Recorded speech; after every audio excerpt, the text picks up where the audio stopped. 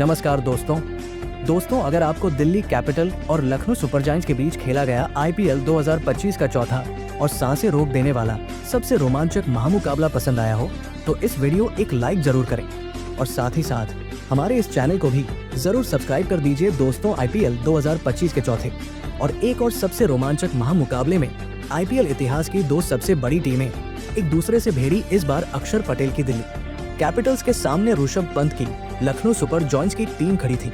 इस रोंगटे खड़े कर देने वाले महामुकाबले में दिल्ली के कप्तान अक्षर पटेल ने टॉस जीता और पहले गेंदबाजी का फैसला लिया और लखनऊ की टीम को पहले बल्लेबाजी के लिए आमंत्रित किया।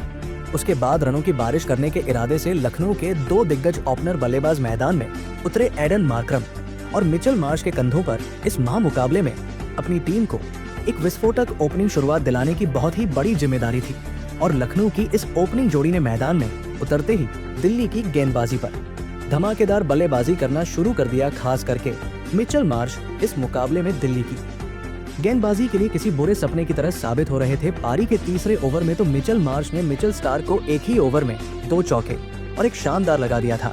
देखते ही देखते लखनऊ की ये ओपनिंग साझेदारी 46 रनों की हो चुकी थी, लेकिन फिर तभी गेंदबाजी पर आए विपराज निगम ने सेट हो चुके एडन मार्क्रम को मिचेल स्टार्क के हाथों कैच आउट कर दिया।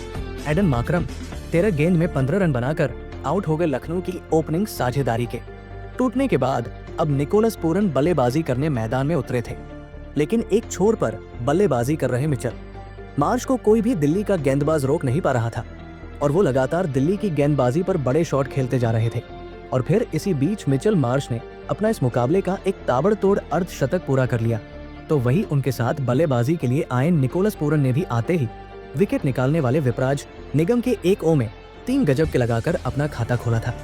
अब फिर एक बार सेट हो चुके मिचेल मार्श और निकोलस पूरन ने एक और साझेदारी दिल्ली की गेंदबाजी के सामने बनानी शुरू कर दी थी। दबाव पूरी तरह दिल्ली की गेंदबाजी पर दिखने लगा था, क्योंकि दिल्ली के हर एक ओवर में लखनऊ की टीम को चौके मिल रहे थे। लखनऊ की साझेदारी ने फिर से अब दिल्ली के कप्तान अक्षर पटेल की परेशानियों को बढ़ा दिया था और फिर इसी बीच निकोलस पूरन और मिचेल मार्श की अर्धशतकीय साझेदारी भी पूरी हो गई। चल मार्श और निकोलस पूरन की ये साझेदारी लगातार दिल्ली की टीम के लिए बहुत ही बड़ा खतरा बनती जा रही थी।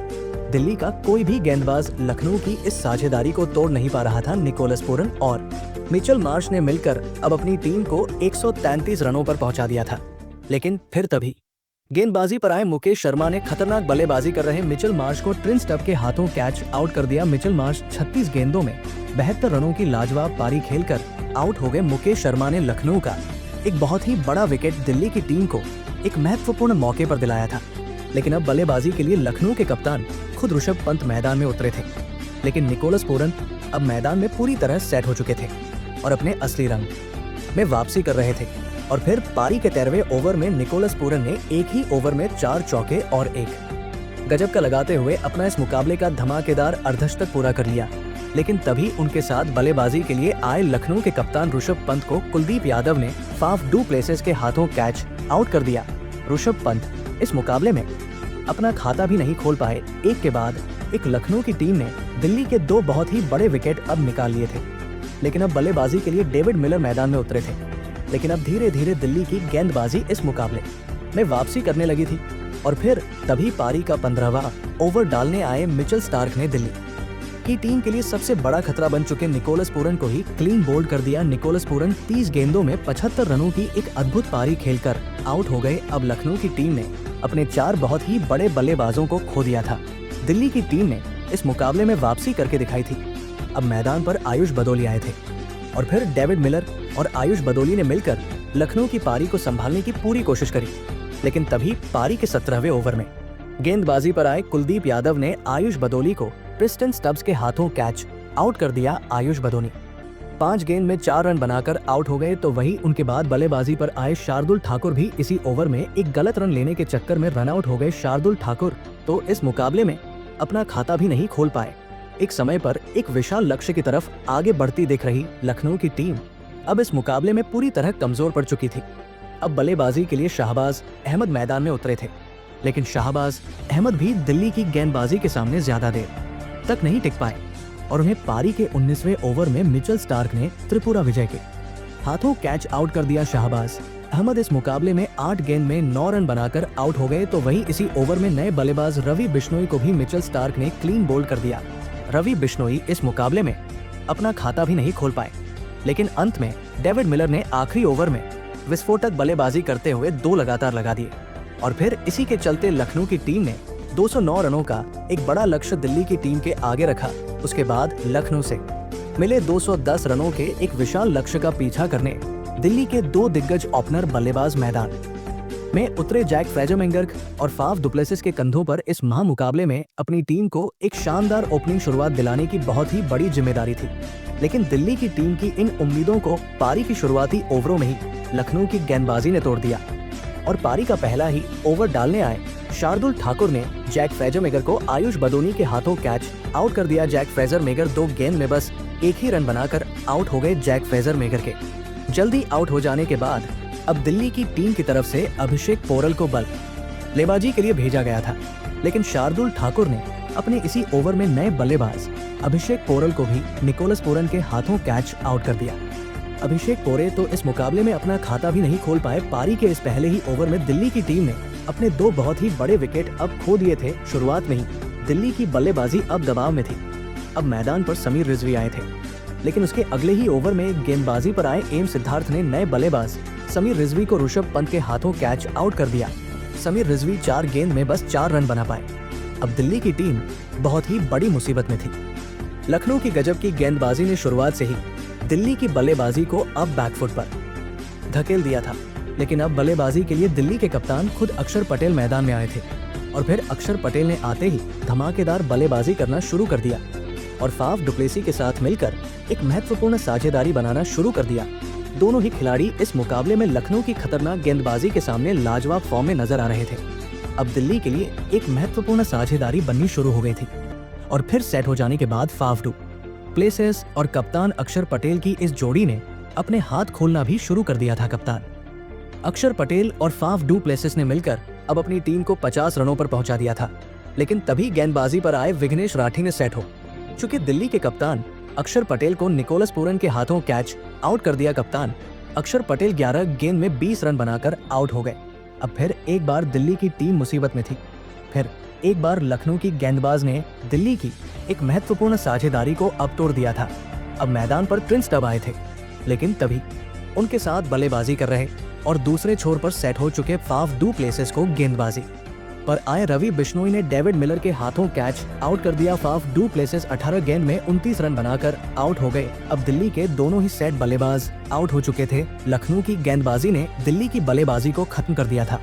अब मैदान पर आशुतोष शर्मा को भेजा गया, लेकिन इस दबाव भरे मौके पर आशुतोष शर्मा और ट्रिंस डब की इस जोड़ी ने एक महत्वपूर्ण साझेदारी अपनी टीम के लिए बनाई और दिल्ली के स्कोर बोर्ड को रुकने नहीं दिया। आशुतोष शर्मा और ट्रिंस डब की ये साझेदारी अब धीरे धीरे मजबूत होने लगी थी, जिसने कहीं ना कहीं अब लखनऊ के कप्तान ऋषभ पंत को भी सोचने पर मजबूर कर दिया था। पारी के 13वें ओवर में तो ट्रिंस डब ने गेंदबाजी पर आए एम सिद्धार्थ को 2 लगातार लगा दिए थे, लेकिन फिर इसी ओवर में एम सिद्धार्थ ने खतरनाक बल्लेबाजी कर रहे ट्रिंस डब को ही क्लीन बोल्ड कर दिया।